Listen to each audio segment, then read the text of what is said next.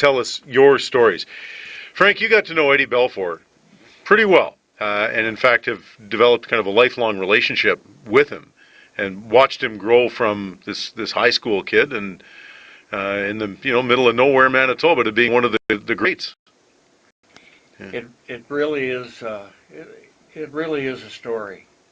If people really knew the story of Eddie Belfour and how he when he was young played with a junior varsity team first of all in school. We had school hockey programs then in what they called Zone 4, and we had a junior varsity and a varsity team. That's the first time I ran into him he was playing goal for the junior varsity team. We had the varsity team got into the zone finals with Winkler, and we had one goaltender, I think, who was graduating the next year. We had two goaltenders, and we had lost the first two games, and I played the two goaltenders the first two games, and I thought, well, why don't I give Eddie, everybody's raving about how well he played with the JVs, a chance, and so we played him.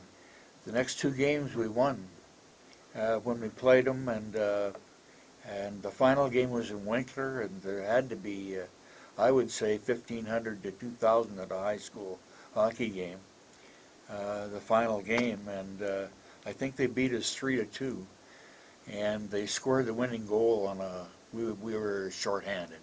We had taken a penalty, and so Eddie, yeah, he got his start that way, but people don't know that his conditioning program, he ran two 10-man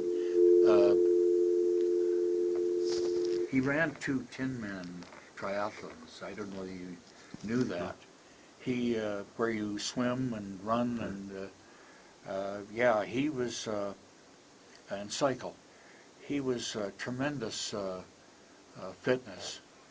After work, some years before he went to Winkler Flyers in the junior league, he would ride his bike out to Rose Isle, which is 18 miles west of Carmen, and back after work.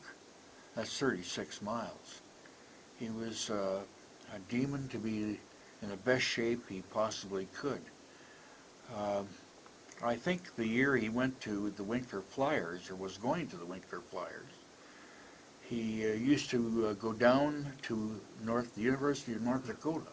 He found out that people who attended there had made pro hockey, would always play summer hockey back in Grand Forks. So he'd drive down there and play goal. And that's how one night one of the players called Gino Gasparini, who was coaching at that time, and he said, "You should come down and watch this kid." So that's how Gasparini got wind of him, and I believe if memory serves me right, he played 1 year in Winkler, and I remember at second half of the year at University of North Dakota, and I know that Ernie Sutherland, who was a mentor for Eddie, sort of said to him, if he wants you to go there on a scholarship next year, it'll be there, and you might as well finish out the year. So I think he finished that year in Winkler, and then the next year he went to North Dakota, and as you know, at North Dakota he was only there a year. They won a national championship, NCAA, but his conditioning was unreal. He always believed that in himself that he could do it. He had a goal in mind, and he wasn't going to be stopped. And it's still hard to believe. I think 385, I forget what the total is, but he's third all-time in wins in the goalies in the history of the National Hockey League. And it's an amazing feat, and something I know he and his family are really proud of. And Pat, uh, we were supposed to go down to Toronto for his induction into the Hall of Fame. And we're sorry we missed it. Pat had taken ill, and we couldn't make it. And he sent a lot of the material back from that night. But I know it was a very proud night for he and his mom and dad and all his backers when he went into the Hockey Hall of Fame in Toronto.